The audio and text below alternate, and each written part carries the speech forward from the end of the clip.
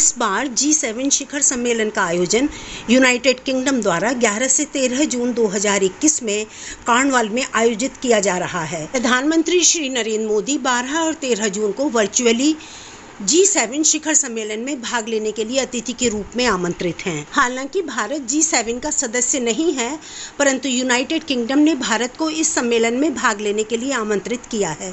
G7 समूह इस वर्ष विस्तार करने जा रहा है। G7 समूह में दुनिया भर से 10 लोकतांत्रिक देश शामिल होंगे। हालांकि अमेरिका ने 2021 के शिखर सम्मेलन को G7+4 के रूप में बुलाने का प्रस्ताव किया था, लेकिन यूके इस शिखर सम्मेलन को G7+3 के रूप में व्यवस्थित करना चाहता है और ब्रिटेन ने इसे D10 के रूप में प्रस्तावित किया हुआ है। D10 में रूस को छोड़कर 10 लोकतांत्रिक देश शामिल हैं। इस साल ब्रिटेन ने लोकतांत्रिक देशों का एक नया गठबंधन बनाने का प्रस्ताव किया है। इस नए गठबंधन में भारत, दक्षिण कोरिया और ऑस्ट्रेलिया को G7 राष्ट्रों के साथ शामिल करने का प्रस्ताव किया गया है। G7 से पहले इस समूह को G8 कहा जाता था, जिसमें रूस भी शामिल था। 2014 में क्रीमिया पर कब्जा करने के बाद रूस को इस समूह से निलंबित कर दिया गया था।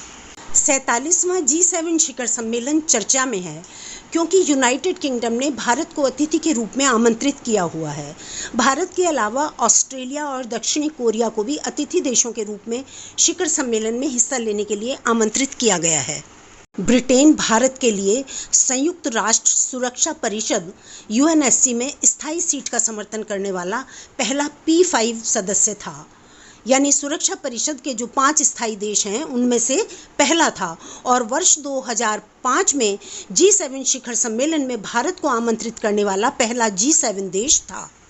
47वें शिखर सम्मेलन का मुख्य उद्देश्य कोरोना वायरस महामारी से मुकाबला करने में मदद के लिए विश्व के अग्रणी लोकतंत्रों को एकजुट करना और अधिक समृद्ध भविष्य का निर्माण करना है। G7 एक अंतर सरकारी संगठन है, जिसकी स्थापना वर्ष 1975 में की गई थी। वैश्विक आर्थिक शासन, अंतर्राष्ट्रीय सुरक्षा और ऊर्जा नीति जैसे सामान्य हित के मुद्दों पर चर्चा करने के लिए वार्षिक तौर पर संगठन के सदस्य देशों की बैठक आयोजित की जाती है। G7 संगठन का कोई औपचारिक संविधान और स्थायी मुख्यालय नहीं है। वार्षिक शिखर सम्मेलन के दौरान लिए गए निर्णय सदस्य देशों पर गैर बाध्यकारी होते हैं। G7 औद्योगिक रूप से विकसित लोकतांत्रिक देशों यानी France, Germany, Italy, United kingdom, Japan, संयुक्त राज्य अमेरिका और कनाडा का समूह है। वर्ष 1997 में रूस के इस समूह में शामिल होने के बाद कई वर्ष तक G7 को G8 के रूप में जाना जाता रहा, लेकिन रूस को वर्ष 2014 में क्रीमिया विवाद के बाद समूह से निष्कासित कर दिए जाने के पश्चात समूह को एक बार फिर G7 कहा जाने लगा। G7 शिखर सम्मेलन का आयोजन प्रतिवर्ष किया जाता है और समूह के सदस्यों द्वारा रोटेशन के आधार पर इस सम्मेलन की मेज़बानी की जाती है। शिखर सम्मेलन में होने वाली चर्चा के विषय और अनुवर्ती बैठकों समेत लगभग सभी मामले शेरपा द्वारा निर्धारित किए जाते हैं, जो कि आमतौर पर सम्मेलन में हिस्सा लेने वाले नेताओं के प्रतिनिधि अथवा राजनयिक स्टाफ के सदस्य होते हैं। सम्मेलन के दौरान यूरोपीय संघ, अंतर्राष्ट्रीय मुद्रा कोष, विश्व बैंक और संयुक्त राष्ट्र संघ जैसे महत्वपूर्ण अंतर्राष्ट्रीय संगठनों के प्रतिनिधियों को भी आमंत्रित किया जाता है। G7 सदस्य देशों के बीच आंतरिक तौर पर कई असहमतियां मौजूद हैं। उदाहरण के लिए आयात पर लगने वाले कर और जलवायु परिवर्तन से संबंधित कार्यवाहियों को लेकर अमेरिका और अन्य सदस्य देशों के बीच विवाद। वैश्विक स्तर पर मौजूदा राजनीतिक एवं आर्थिक स्थिति को सही ढंग से प्रतिबिंबित न कर पाने की वजह से संगठन की आलोचना भी की जाती है।